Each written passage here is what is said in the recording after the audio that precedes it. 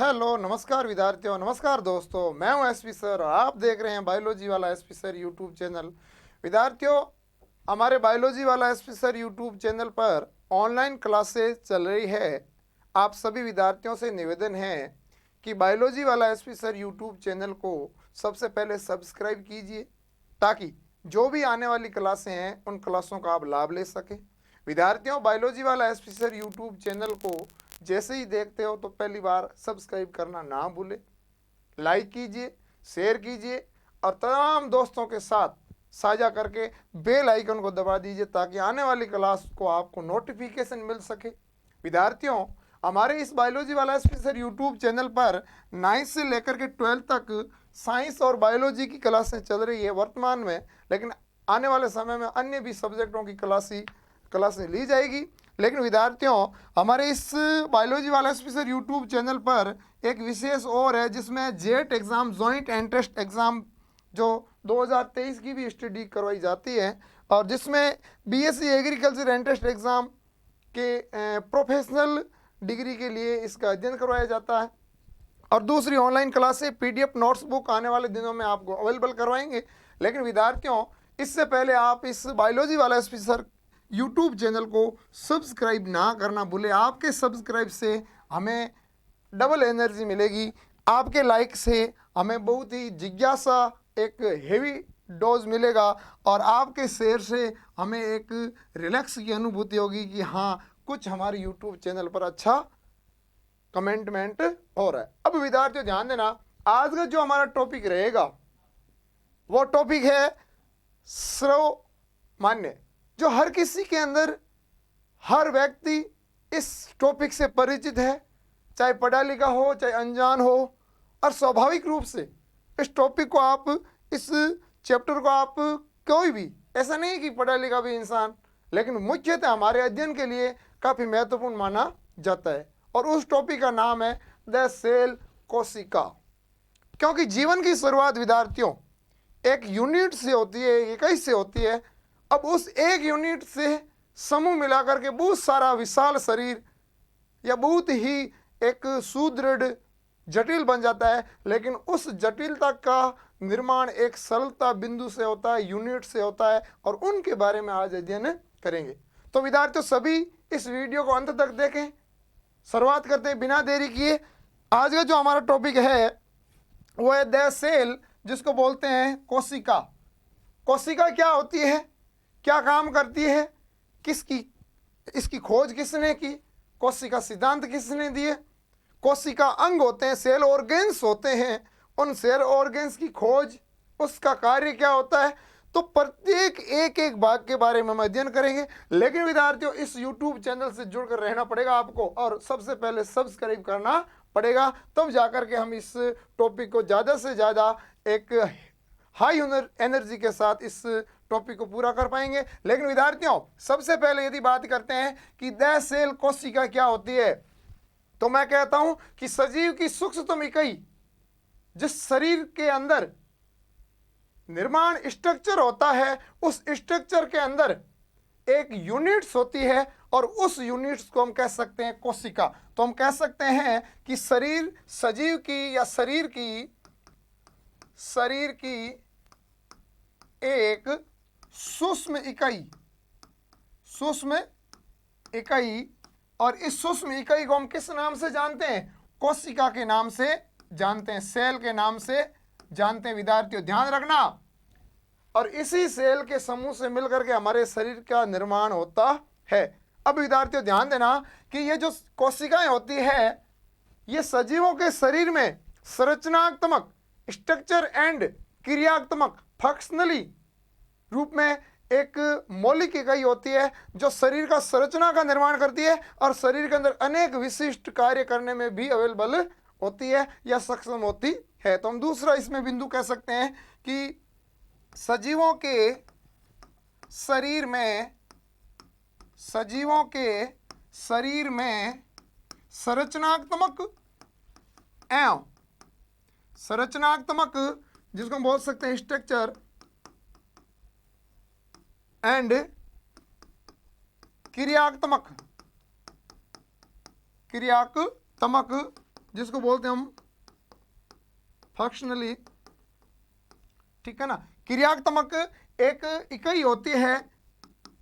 अब विद्यार्थी इसके अंदर दो बिंदु दो आए, एक तो है संरचनात्मक और दूसरा है क्रियात्मक। संरचनात्मक का मतलब होता है कि शरीर के अंदर जो ज्यामिति या हमारी संरचना होती है, जो बॉडी होती है, उसका निर्माण इस कोशिकाओं के द्वारा होता है। उसी संरचना के द्वारा जो कार्य होता है या विशिष्ट अंगों का जो कार्य होता है उसे हम क्रियात्मक के नाम से जानते हैं।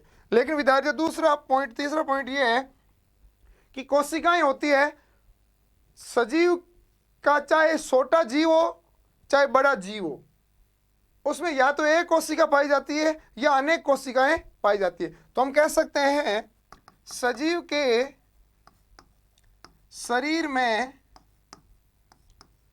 एक या एक से अधिक, जिसको बोल सकते हैं अनेक, सजीव के शरीर में एक या एक से अनेक कोशिकाएं पाई जाती है या अनेक कोशिकाओं से मिल करके बना होता है विद्यार्थियों। अब विद्यार्थियों ध्यान देना, आगे हम पढ़ेंगे कि ऐसे कौन से जीव है जो एक कोशिका वाले भी होते हैं और एक से अधिक कोशिका वाले भी होते हैं। तो विद्यार्थियों ध्यान देना कि उसमें यदि हम आपको बता दिया जाए कि एक कोशिकीय, जिसको बोल सकते हैं यूनिसेलुलर, क्वेश्चन आएगा यूनिसेलुलर, और दूसरा आता है मल्टी सेलुलर। तो विद्यार्थियों ध्यान देना, यूनिसेलुलर क्या होता है, मल्टी सेलुलर क्या होता है। तो यूनिसेलुलर का मतलब होता है एक कोशिकीय। ऐसे जीव भी होते हैं जिसमें केवल एक कोशिका पाई जाती है, या ऐसे जीव जिनका निर्माण केवल एक कोशिकाओं से निर्माण होता है। तो उसमें विद्यार्थियों आपका जो एग्जाम्पल है वो है अमीबा, काफ़ी सारा यूनिवर्सल नाम है। दूसरा पैरामीशियम, तीसरा यूग्लिना, ठीक है ना। और बैक्टीरिया भी कुछ जिसके अंदर एक कोशिकीय या एक कोशिकाएं होती है।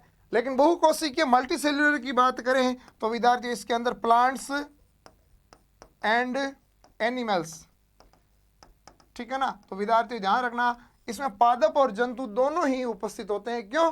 क्योंकि पादप और जंतु दोनों का शरीर होता है वो बहुकोशिकीय से निर्मित होता है, जटिल भी होता है, सुदृढ़ भी होता है। तो कहने का मतलब है कि जो तीसरा पॉइंट था कि सजीव के अंदर जो शरीर है उसमें एक या एक से अधिक कोशिकाएं भी निर्मित होती है। अब विद्यार्थियों ध्यान देना, हम बात करते हैं कि इस कोशिका के अध्ययन के बारे में, कि कोशिका का अध्ययन किस शाखा के अंदर अंतर्गत किया। जैसे बायोलॉजी है तो बायोलॉजी एक जीव विज्ञान का एक शाखा है, और जीव विज्ञान के अंदर केवल और केवल सजीवों का अध्ययन किया जाता है, उसे जीव विज्ञान कहते हैं। तो उसी प्रकार जीव विज्ञान के अंदर कौन सी ऐसी शाखा है जो केवल कोशिकाओं का अध्ययन किया जाता है। तो विद्यार्थी ध्यान देना कि कोशिका का अध्ययन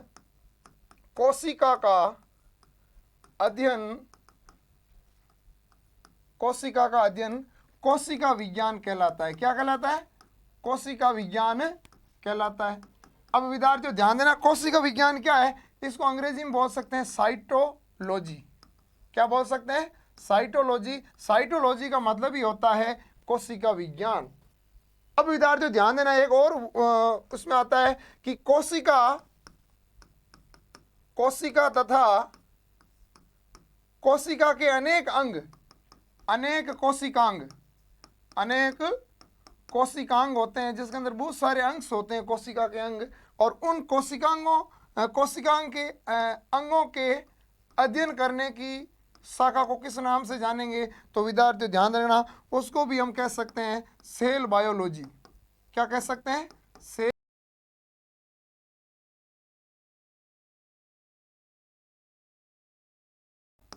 जीव विज्ञान। याद रखना विद्यार्थियों, ठीक है ना। उसी प्रकार जैसे एक आपको मैं और वर्ड्स बता देता हूं कि केंद्रक होता है, न्यूक्लियस होता है, और उस न्यूक्लियस के अध्ययन करने की शाखा को कैरियोलॉजी कहते हैं। क्या बोलते हैं? कैरियोलॉजी, केंद्रिक विज्ञान बोलते हैं। तो हम कह सकते हैं केंद्रक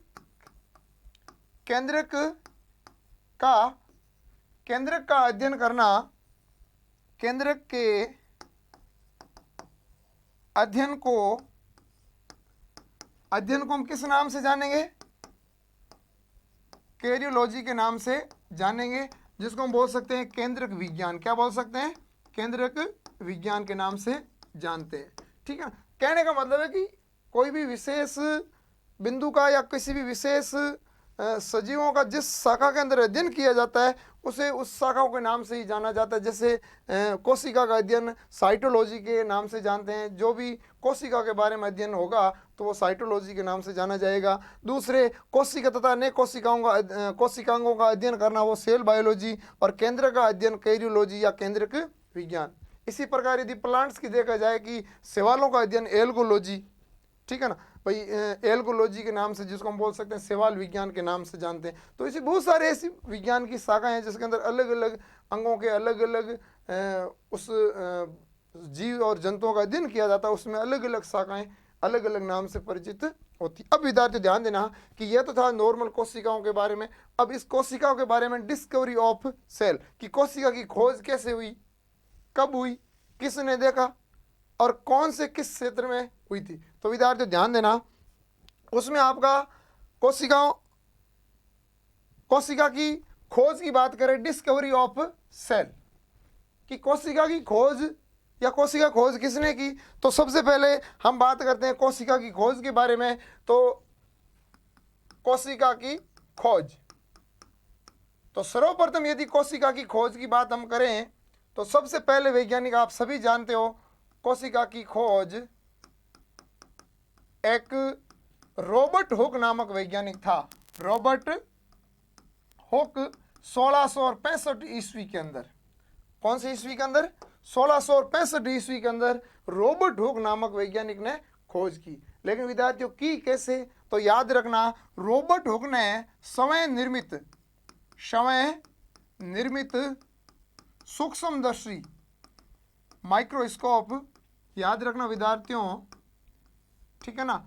सूक्ष्मदर्शी भी कई प्रकार की होती है, इलेक्ट्रॉन साधारण सूक्ष्मदर्शी, ठीक है ना, प्रकाश तापी स्पेक्ट्रो, ठीक है, बहुत सारी ऐसी सूक्ष्मदर्शियाँ होती है। लेकिन स्वयं निर्मित सूक्ष्मदर्शी को किसी कारक, जैसे कोई पादप का कारक लिया और उस कारक को सूक्ष्मदर्शी के अंदर देखा गया, तो देखने के बाद इसे कारक को इस सूक्ष्मदर्शी में देखा तो विद्यार्थियों ध्यान रखना उसे एक प्रकोष्ठ प्राप्त हुआ। प्रकोष्ठ का मतलब होता है बॉक्स, ठीक है ना, ऐसे छोटे छोटे कॉलम प्राप्त हुए उस कोरक के अंदर, और उस कॉलम को इसने सेलुला बोल दिया। क्या बोल दिया, सेलुला, कि ये एक सेलुला है, ठीक है ना। कुछ सेलुलस भी बोलते हैं, और इसने उस प्रकोष्ठ को सेलुला बोले और बाद में उस सेलुला का नाम क्या पड़ गया, सेल पड़ गया, और जिसे हम बोल सकते हैं कोशिका। क्या बोल सकते हैं, कोशिका। लेकिन विद्यार्थियों एक ये भी याद रखना कि ये जो प्रकोष्ठ थे ये हमेशा याद रखना मर्त थे। कैसे थे, मर्त थे। इसलिए रॉबर्ट हुक ने मृत कोशिका की खोज की। किसकी खोज की, मृत कोशिका की खोज की, याद रखना। अब हम बात करते हैं तो जीवित कोशिका खोज किसने की। तो ये याद रखना कि सबसे पहले यदि कोशिका के बारे में बताने वाले थे, एक ऐसा ये भी आता है, इससे पहले बताते हैं कि गैलीलियो नामक का एक वैज्ञानिक था, और गैलीलियो ने 16वीं सदी में, 17वीं सदी में, 16वीं ईस्वी में उन्होंने अपनी एक सूक्ष्मदर्शी, साधारण सूक्ष्मदर्शी थी, और उसके द्वारा इस कोशिका को देखा, केवल कोशिका को गोल राउंड में देखा, और बताते हैं कि उसने इसके बारे में कोई अध्ययन नहीं किया। और जब तक कोई चीज़ का अध्ययन नहीं किया जाता है तब तक उसके बारे में कोई चिंतन नहीं किया जाता है। लेकिन सबसे पहले 1665 ईस्वी में रॉबर्ट हुक नामक वैज्ञानिक ने एक स्वयं निर्मित सूक्ष्मदर्शी को कारक को देखा। कारक का मतलब एक स्लाइड बनाई, जैसे एक स्लाइड बनाते हैं, एक स्लाइड होती है कांच की, और उसके अंदर वो कारक छोटा सा बिंदु रख दिया, और उसके बाद उसके ऊपर ग्लिसरॉल डालकर एक कवर स्लिप लगा दिया, और कवर स्लिप लगाने के बाद एक ऐसी सूक्ष्मदर्शी होती है। विद्यार्थी ध्यान देना, कहीं भी आप स्कूल के अंदर पढ़ते हो तो आपको वहाँ पर लैब में मिल जाएगी अच्छी तरीके से, हर स्कूल के एक लैब में होती है, ठीक है ना।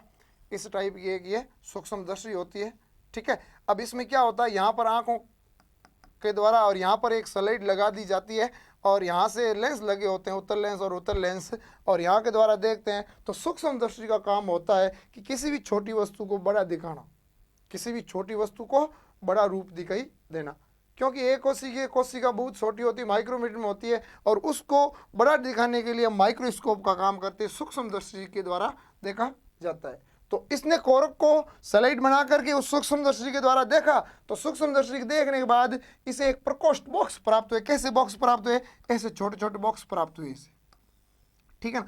जब इसको बॉक्स प्राप्त हुए तो विद्यार्थियों ध्यान देना, इन्होंने कहा कि ये जो बॉक्स होते हैं यही एक सेलुला है, और इसी सेलुला का नाम इसने रख दिया कोशिका। क्या रख दिया? कोशिका, सेल्स। और उसने ये भी आगे बताया कि इसके अंदर एक बिंदु होता है, ठीक है, लेकिन बिंदु के बारे में नहीं बताया था। विद्यार्थियों आगे हम बात करते हैं कि इसके बाद और क्या था, तो हम ध्यान रखना विद्यार्थियों, इसके बाद दूसरा आता है जीवित कोशिका की खोज।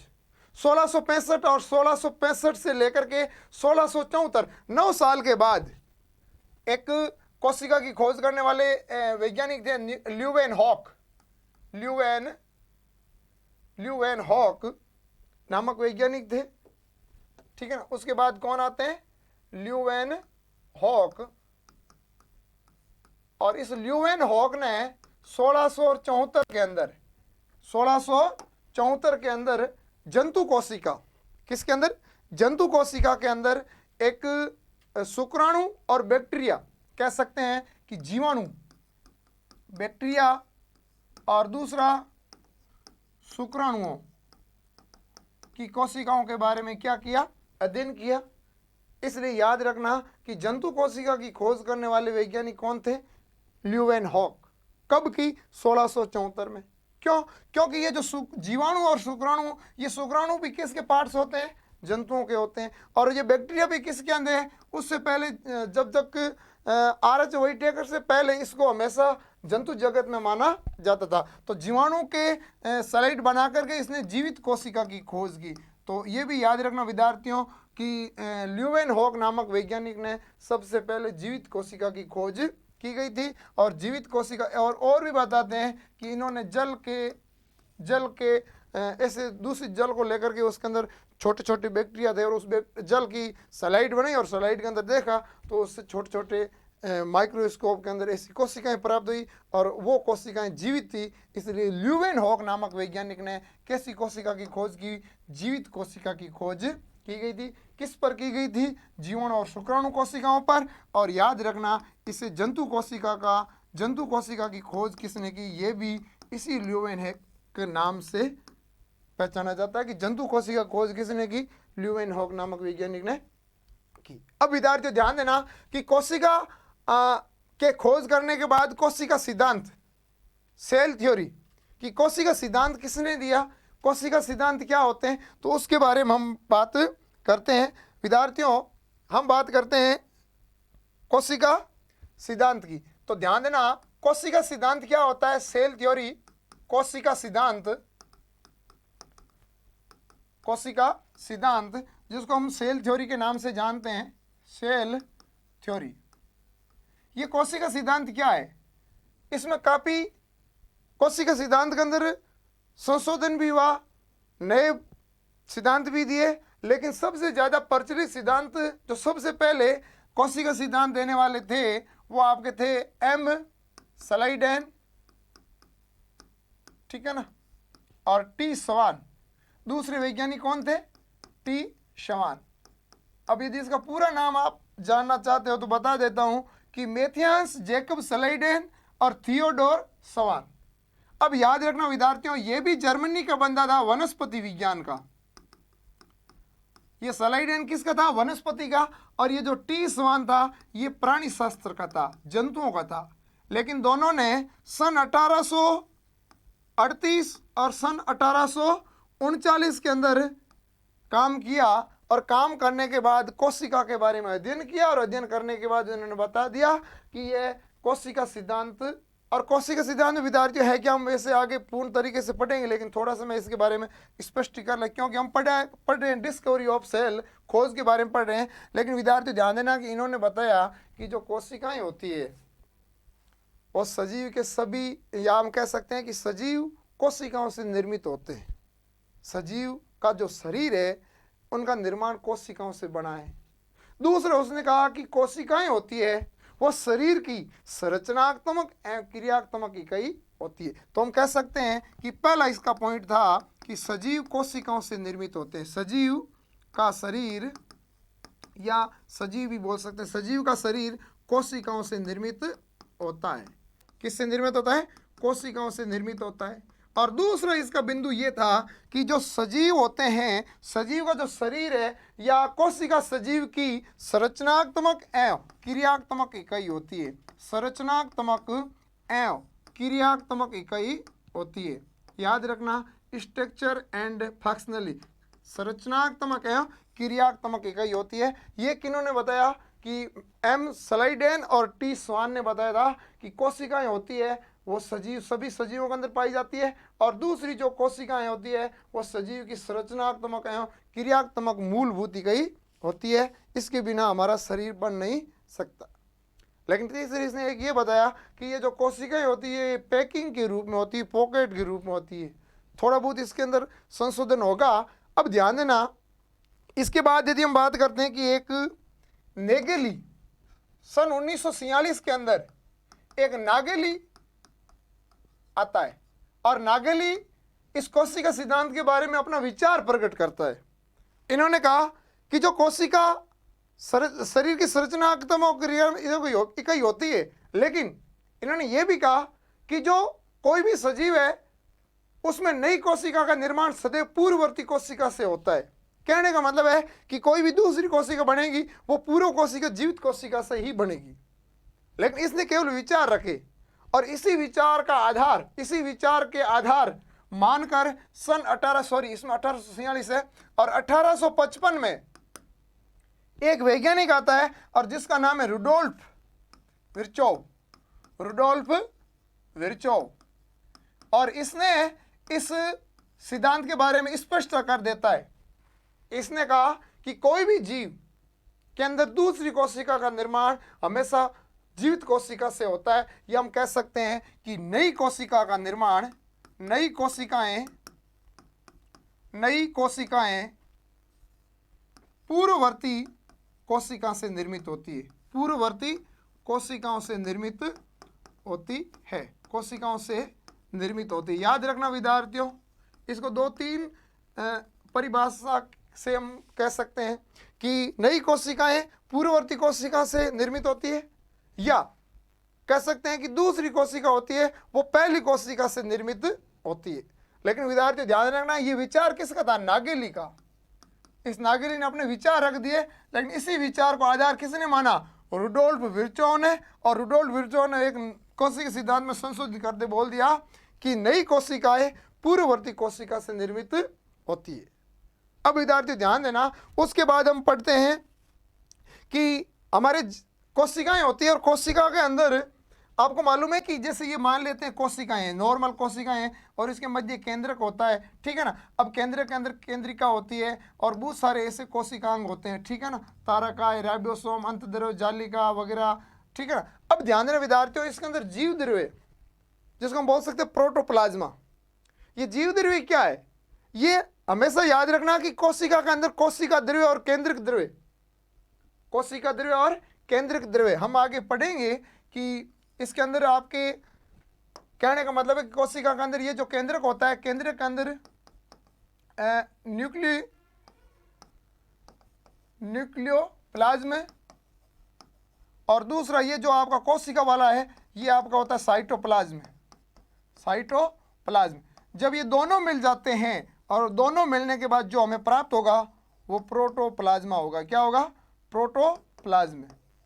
और प्रोटोप्लाज्मा को हम किस नाम से जानते हैं विद्यार्थियों? जीव द्रव्य के नाम से जानते हैं। किस द्रव्य के नाम से जानते हैं? जीव द्रव्य के नाम से जानते हैं। अब विद्यार्थियों ध्यान देना कि जीव द्रव्य की खोज किसने की? तो जीव द्रव्य की खोज ई पुरकिंजे नामक वैज्ञानिक ने सन 1837 से लेकर के 40 के बीच में की, और ऑथोरिटी आंकड़े ये है कि 38 और 39 के अंदर इसका खोज कर दी थी। अब जीव द्रव्य का सिद्धांत किसने दिया? तो वो और हर्टविग, इस प्रोटोप्लाज्मा की जो थ्योरी देने वाले वैज्ञानिक थे वो थे ओ हर्टविग। और दूसरा याद रखना कि इस जीव द्रव्य को कोशिका के अंदर देखा किसने सबसे पहले?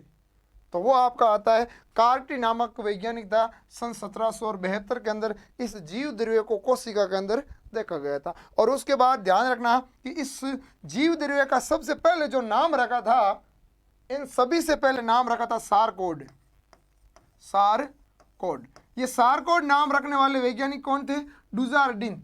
कब रखा? सन 1800 85 के अंदर। बस इससे ज़्यादा आप इस जीवदर्य के बारे में कभी भी नहीं पूछा जाएगा। तो क्वेश्चन आता है कि सबसे पहले जीवदर्य को देखा किसने?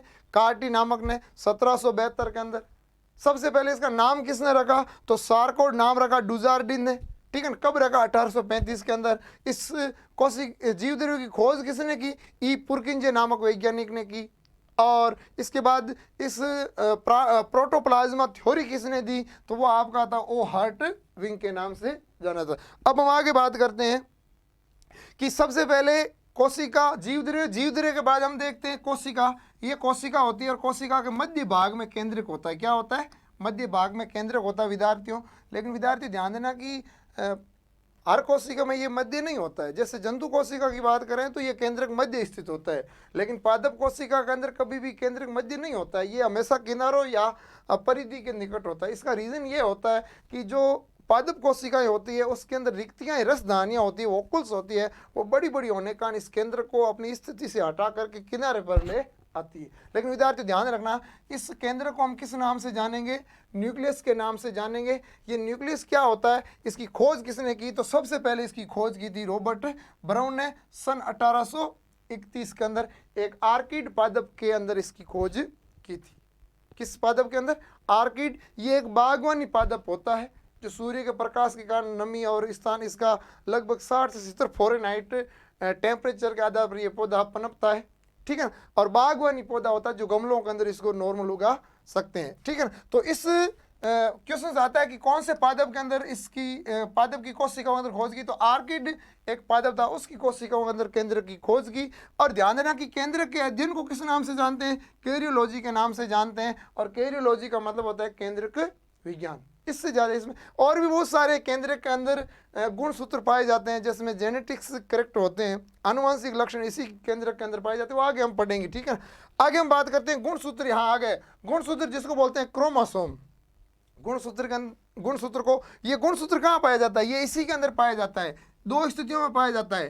कोशिका विभाजन से पहले ये क्रोमेटिन जालिका के रूप में, धागे के रूप में होता है। और जब कोशिका सेल डिवीजन होता है उस समय ध्यान रखना ये एक सराकार आकृति का निर्माण होता है, उसे ही गुणसूत्र बोलते हैं। तो गुणसूत्र की सबसे पहले खोज करने वाले थे वो स्टारबर्गर सन 1875 के अंदर।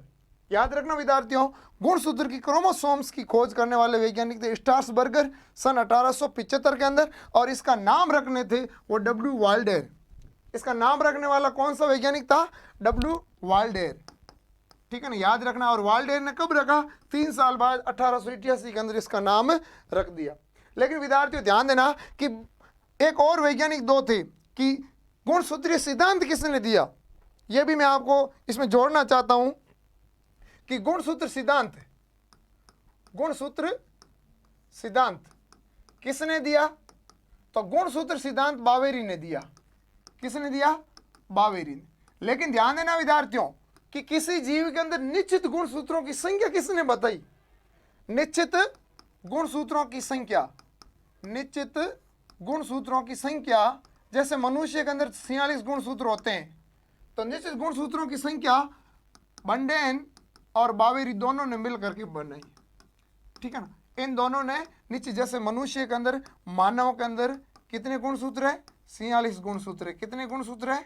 46 गुणसूत्र, जिसमें 22 जोड़े तो आपके हैं कायिक गुणसूत्र और एक जोड़ा है वो आपका सेक्स डिटरमिनेशन लिंग गुणसूत्र है। अब ध्यान देना विद्यार्थियों, इसके बाद एक और आता है द्विकुंडलित, जिसको बोलते हैं डबल, ठीक है ना, डबल हेलिकल द्विकुंडलित संरचना, जो ये गुणसूत्र की होती है। इसकी किसने दी? तो इसकी थी वाटसन और क्रिक ने दी थी, ठीक है ना। डबल हेलिकल द्विकुंडलित संरचना, ये भी आगे हम पढ़ेंगे, एक एक कोशिकांग लेकर के पढ़ेंगे। लेकिन आज केवल और केवल इस कोशिकांगों के खोजकर्ताओं के नाम हम पढ़ रहे हैं। अब हम बात करते हैं विद्यार्थियों, यदि आगे हम बात करते हैं कोशिकांग की, तो एक आता है हरित लवक, जिसको बोलते हैं पलेस्टिड। क्या बोलते हैं? पलेस्टिड, ठीक है ना, पलेस्टिड्स, ठीक है। अब विद्यार्थियों ध्यान देना कि हरित लवक की खोज किसने की? तो विद्यार्थियों ध्यान देना, हरित लवक की खोज अर्नेस्ट हेकल नामक वैज्ञानिक ने की। अर्नेस्ट हेकल नामक वैज्ञानिक ने खोज की। कब की? सन 1865 के अंदर। अब याद रखना कि इसका नाम किसने रखा? तो इसका नाम रखने वाले वैज्ञानिक थे वो सिम्पर। कौन थे? सिम्पर। और उन्होंने कब रखा? 20 साल बाद 1885 के अंदर इस हरित लवक की नाम रख दिया। और उससे पहले इसकी खोज किसने की? अर्नेस्ट हकल ने। लेकिन विद्यार्थी ध्यान देना कि इसमें कई बार पूछते हैं कि ये जो हरित लवक है ना, हरित लवक खोज करने नाम देने से पहले इसका नाम क्या था? इसका नाम केवल और केवल लवक था। क्या था? लवक था, ठीक है। लेकिन इसका नाम इसने आपके सिम्पर ने इसका नाम रख करके क्या कर दिया? हरित लवक। क्या कर दिया? हरित लवक, याद रखना, ठीक है। उसके बाद आपका आता है एंडोरेटिकुलम, प्लाज्मिक रेटिकुलम। अब ध्यान देना विद्यार्थियों, इसको हम शॉर्ट स्वीट में ये भी बोल सकते हैं ER, एंडोरेटिकुलम, ठीक है ना। अब विद्यार्थियों ध्यान देना कि एंडोरेटिकुलम क्या है? ये अंतद्रव जालिका है। ये कहाँ पाई जाती है? तो ध्यान देना विद्यार्थियों, जैसे कोई कोशिका होती है और कोशिका के अंदर जो केंद्रक होता है, केंद्र के चारों ओर कुंडलाकार आकृति के अंदर इस प्रकार की जो होती है, उसके ऊपर ये प्लाज्मिक रेटिकुलम पाई जाती है। अब ध्यान देना कि इस प्लाज्मिक रेटिकुलम की खोज किसने की? पोर्टर नामक वैज्ञानिक ने की। कब की? सन 1945 के अंदर। अब विद्यार्थी ये भी पूछते हैं कि ये अंतद्रव जालिका होती है ना, ये कोशिका के अंदर कितने प्रकार की होती है? तो विद्यार्थी 2 टाइप्स की होती है। कितने टाइप्स की होती है? 2 टाइप्स की होती है। कौन कौन सी 2 टाइप्स की होती है? एक होती है RER और दूसरी होती है SER, जिसको हम बोलते हैं रफ एंडो प्लाज्मिक रेटिकुलम और स्मूथ एंडो प्लाज्मिक रेटिकुलम। इसको हम बोल सकते हैं खुरदरी और इसको हम बोल सकते हैं चिकनी। ये 2 टाइप्स की होती है, खुरदरी और चिकनी। खुरदरी और चिकनी नाम क्यों पड़ा? क्योंकि है दोनों अंतद्रव जालिका, लेकिन एक अंतद्रव जालिका ऊपर राइबोसोम के कण पाए जाते हैं, इसलिए वो खुरदरी हो गई, और एक ऊपर कुछ नहीं पाया जाता, इसलिए वो चिकनी है, ठीक है ना। ये 2 टाइप्स के हैं, खुरदरी और चिकनी। इसलिए इसका शॉर्ट स्वीट नाम है कि रफ एंडोप्लाज्मिक रेटिकुलम और स्मूथ एंडोप्लाज्मिक रेटिकुलम। अब विद्यार्थियों ध्यान देना, आगे हम बात करते हैं कि माइटोकॉन्ड्रिया को वैसे इंग्लिश में इसको माइटोकॉन्ड्रिया बोलते हैं, हिंदी में हमेशा याद रखना विद्यार्थी इसको सूत्रकणिका बोलते हैं। आपने कभी जानने की कोशिश नहीं की होगी, केवल आप माइटोकॉन्ड्रिया पढ़ते हैं, लेकिन इसको हिंदी में बोलते हैं सूत्रकणिका। क्या बोलते हैं? सूत्रकणिका। माइटोकॉन्ड्रिया की खोज किसने की? तो याद रखना R. अल्टवार नामक वैज्ञानिक ने सन 1882 के अंदर, और इसको बायोप्लास्ट के नाम से जाना गया।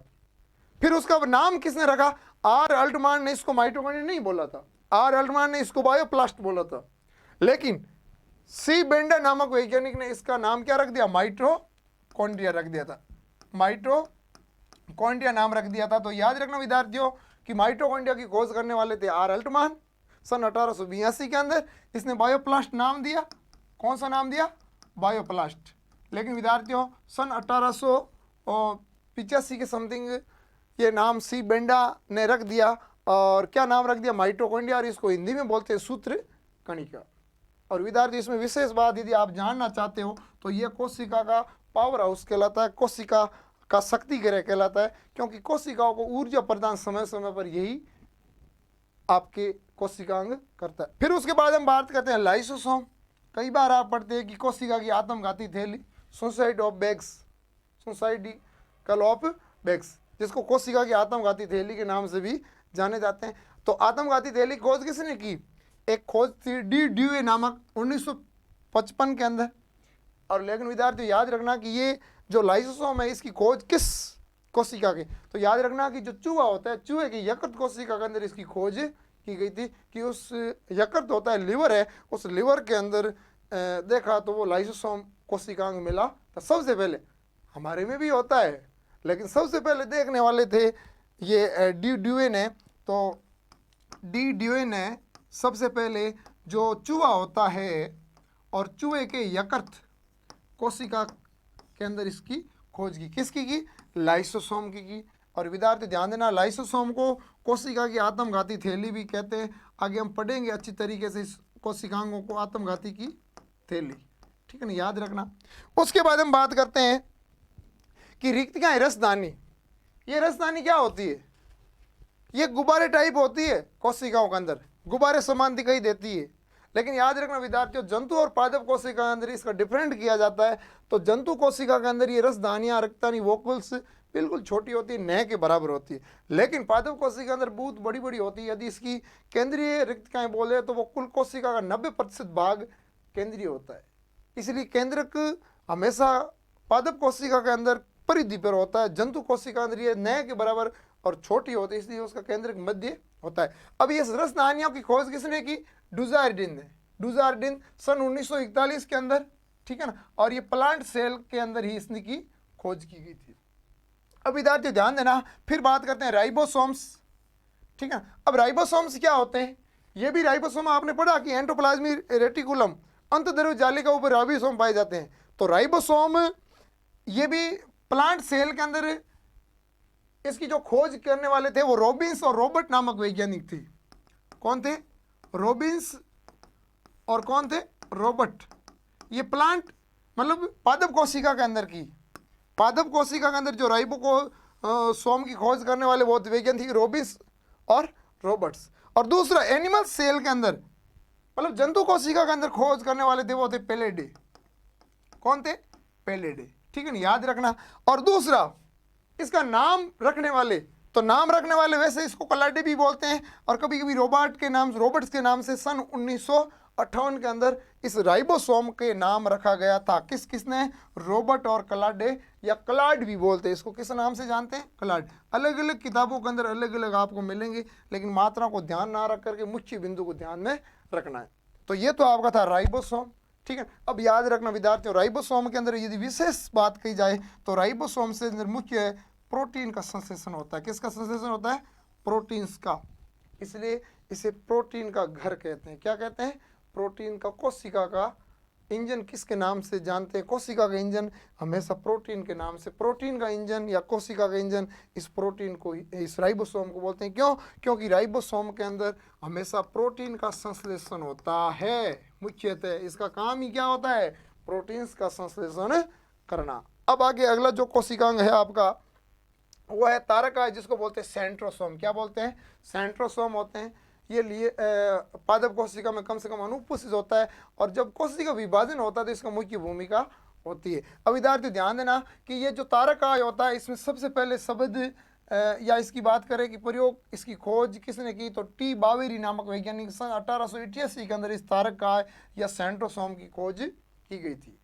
अब विद्यार्थी ध्यान देना, आगे बात करते हैं गोल्जी काय, जिसको बोलते हैं गोल्जी काय, जो हमारे मनुष्य के शरीर के अंदर या जंतु पाद दोनों के अंदर अधिकांश ये अंग पाया जाता है। इसकी खोज करने वाले थे। इसके नाम से ही, वैज्ञानिक नाम से इसका नाम पड़ा, तो वैज्ञानिक नाम था कैमिलो गोल्जी, और कैमिलो गोल्जी ने ही किसकी खोज की थी? गोल्जी काय, ठीक है ना, जिसको गोल्जी बॉडी के नाम से भी जानते हैं। उसके बाद विद्यार्थी एक और बात याद रखना कि साइटोप्लाज्मा और न्यूक्लियोप्लाज्मा, कोशिका द्रव्य और केंद्रक द्रव्य, कोशिका द्रव्य और केंद्रक द्रव्य मैंने आपको प्रोटोप्लाज्मा पढ़ाया था कि प्रोटोप्लाज्मा, ये जो साइटोप्लाज्मा और न्यूक्लियोप्लाज्मा, ये दोनों मिलकर के किसका निर्माण करते हैं? प्रोटोप्लाज्मा का। प्रोटोप्लाज्मा का। और प्रोटोप्लाज्मा की खोज की थी स्ट्रासबर्गर ने, नहीं पुरकिंजे ने। किसने की थी? पुरकिंजे ने, ठीक है ना, सन 1839 के अंदर, 38 और 39 के अंदर। लेकिन जो साइटोप्लाज्मा और न्यूक्लियोप्लाज्मा है उसकी खोज करने वाले थे स्ट्रासबर्गर। कौन थे? स्ट्रासबर्गर, जो गुणसूत्र की खोज इसने ही की थी, ठीक है। तो स्ट्रासबर्गर थे, इन दोनों की खोज की, और स्ट्रासबर्गर ने समसूत्री विभाजन के बारे में भी बताया था। तो इसके बाद यदि बात करते हैं आगे, जो आपका एक क्रोमेटिन होता है। क्रोमेटिन मैं आपको बता देता हूं कि जैसे कोशिका होती है और कोशिका के अंदर जो केंद्रक होता है, तो ध्यान देना कि केंद्रक के अंदर जो गुणसूत्र पाए जाते हैं वो सेल डिवीजन के पहली अवस्था में हमेशा क्रोमेटिन के रूप में होते हैं। ऐसे धागे टाइप होते हैं, ठीक है ना, और ऐसी प्रक्रिया को क्रोमेटिन के नाम से जानते हैं। लेकिन विद्यार्थियों, जब सेल डिवीजन होता है ना, सेल डिवीजन होता है, उस सेल डिवीजन के समय ये क्रोमेटिन धागे आपस में समूह बना करके इस टाइप की एक सड़ाकार संरचना बना देंगे। कैसी संरचना? सड़ाकार संरचना बना देंगे ऐसी, ठीक है ना, ऐसी संरचना बना देते हैं, और उसी को गुणसूत्र कहते हैं। गुणसूत्र द्विकुंडलित होता है और बीच के भाग को सेंट्रोसोम के नाम से भी जानते हैं, ठीक है ना।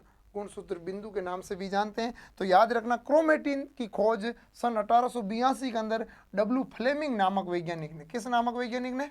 डब्ल्यू फ्लेमिंग नामक वैज्ञानिक ने खोज की। बहुत सारे ऐसे अंग हैं, लेकिन हमारे मुख्य जो सब्जेक्ट सिलेबस के अंदर है उसके बारे में हम अध्ययन करेंगे। लेकिन विद्यार्थियों, इन प्रत्येक अंगों को एक एक करके पढ़ेंगे। आज का जो पहला एपिसोड है उसके अंदर केवल और केवल कोशिका और कोशिका से रिलेटेड में जितने भी ऑर्गन्स थे उनके बारे में हमने अध्ययन किया।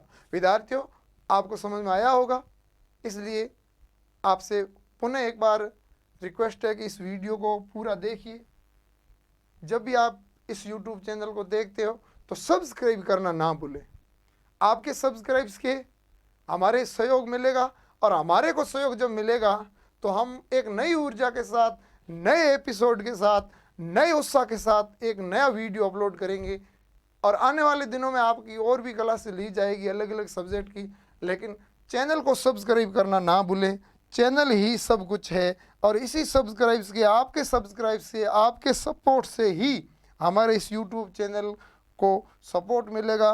और सपोर्ट मिलने के साथ हम रेगुलरिटी बनाए रखेंगे, और रेगुलरिटी बनाएंगे तो आपको भी लाभ, हमको भी लाभ। तो विद्यार्थियों, आज की क्लास को यहीं पर मोड़ देते हैं। पुनः एक बार बायोलॉजी वाला एसपी सर की ओर से प्यार भरा नमस्कार। जय हिंद, जय भारत।